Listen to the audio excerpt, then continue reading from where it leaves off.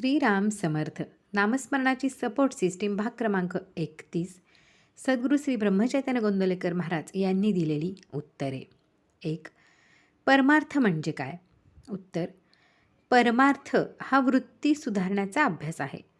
अंतर्यामी स्थिर होणे, स्वस्थता येणे, सावधानता ठेवणे, दगदग सोडणे हाच परमार्थ होय. सतत आनंद मिळावा यासाठी प्रयत्न करणे याचेच नाव परमार्थ.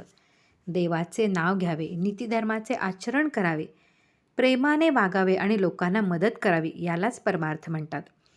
आहे त्यात समाधान मानणे, कोणाचाही द्वेष मत्सर न करणे, सर्व भगवत रूप मानणे, निरभिमान राहणे, सदोदित भजन व नामस्मरण करणे आणि संत सज्जन सद्गुरू यांच्याविषयी पूज्य भाव ठेवणे या गोष्टी आचरणात आणणे हाच परमार्थ.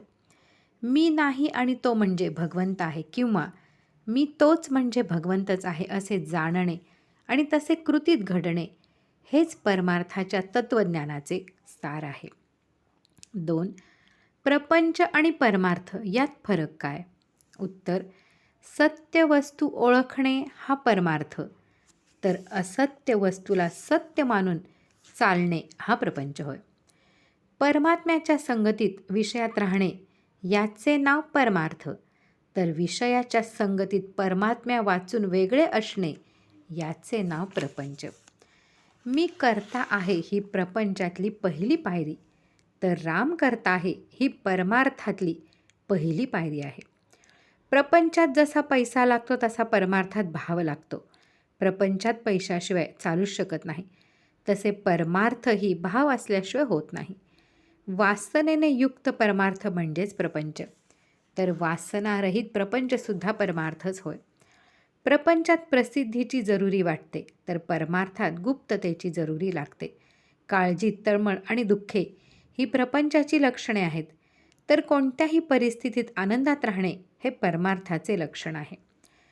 परमार्थात अहंकार मिसळला की तो प्रपंचच झाला आणि प्रपंचातील अहंकार दूर झाला तर तो परमार्थच होय.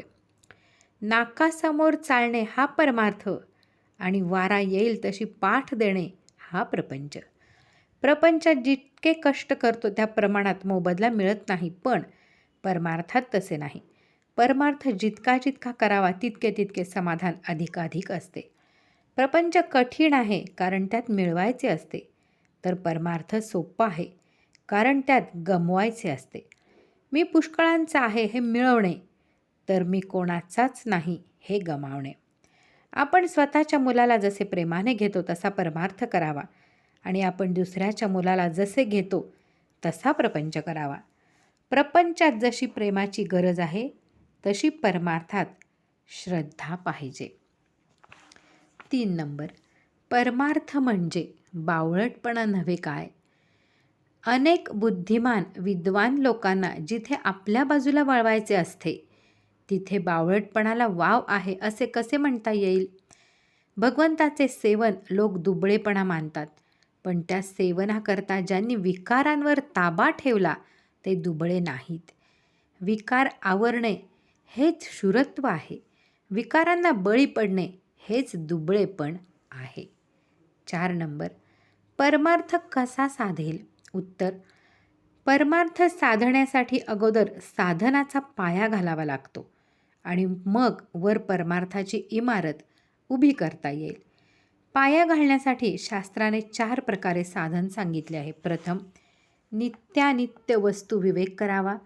अनित्य जो विषय त्याच्या बाबतीत आपण उदासीन व्हावे आणि नित्य जो भगवंत त्याच्याकडे लक्ष द्यावे. नंतर या जगातल्या किंवा स्वर्गातल्या भोगाची वासना नाहीशी करावी. हे दुसरे साधन होय. आपले मन बाह्य विषयाकडे धाव घेते, तेथून त्याला खेचून आणावे आणि भगवंताकडे लावावे. आपण चूक केली नसतानाही कोणी जाच केला तरी शांतपणे सहन करावे. गुरूच्या सांगण्यावर विश्वास ठेवावा. हर्ष विषाद न मानता संतोषाने राहावे. हे तिसरे साधन होय. शेवटी भगवंताच्या किंवा सद्गुरूंच्या भेटीची खरी तळमळ लागावी. अशा रीतीने परमार्थाचा पाया भक्कम झाला की मग इमारतीच्या तयारीला लागावे. परमार्थाची काळजी करू नये, ती काळजीच प्रगतीच्या आड येते. मुलाचे वय वाढू लागले की सर्व अवयव जसे प्रमाणात आपोआप वाढतात तसेच परमार्थाला लागणाऱ्या गुणांचे आहे. यासाठी देहाने साधूची संगत, संतांच्या वाङ्मयाची संगत आणि त्याप्रमाणे पुढे आचरण आणि भगवंताचे नामस्मरण यांची सांगड घालावी. संतांनी सांगितले ते संशय न घेता विश्वासाने करणे ही पहिली पायरी आणि ते पुढे निश्चयाने, श्रद्धेने, प्रेमाने चालू ठेवणे ही परमार्थाची शेवटची पायरी आहे. 5 नंबर, परमार्थात साधन कसे करावे? उत्तर, साधन ज्याने जसे सांगितले तसे बरोबर करावे. फळाकडे लक्ष न देता करावे. साधन सर्वस्व समजून करावे. आपण जे साधन करतो त्यात कल्याण आहे ही भावना असावी. शंकेने समाधान होत नाही. फळाकडे लक्ष दिले की साधनात कमतरता येते. 6 नंबर, मी एवढा पापी आहे, दोषी आहे, तर मला परमार्थ जमेल का? उत्तर, आपण भगवंताचे होण्याला लायक नाही हे स्पष्टच आहे, पण त्याची सेवा करावी असे आपल्याला मनापासून वाटते. म्हणून भगवंताला आपण सांगावे की भगवंता, मी अयोग्य आहे खरा, पण तुझी प्राप्ती होण्यासाठी लागणारी तयारी तू माझ्याकडून करून घे. भगवंत फार दयाळू आहे. तो आपले म्हणणे ऐकेल व आपल्या मनासारखे करील हे खास. नामाचे सामर्थ्य फार विलक्षण आहे. पूर्वी घडलेले अपराध नाम नाहीसे करते. वाया गेलेल्या माणसाला नाम तारते हे लक्षात ठेवा. मी आहे तसा दोषासकट सद्गुरूंनी मान्य केल्यावर मी दोषी आहे असे का वाटावे?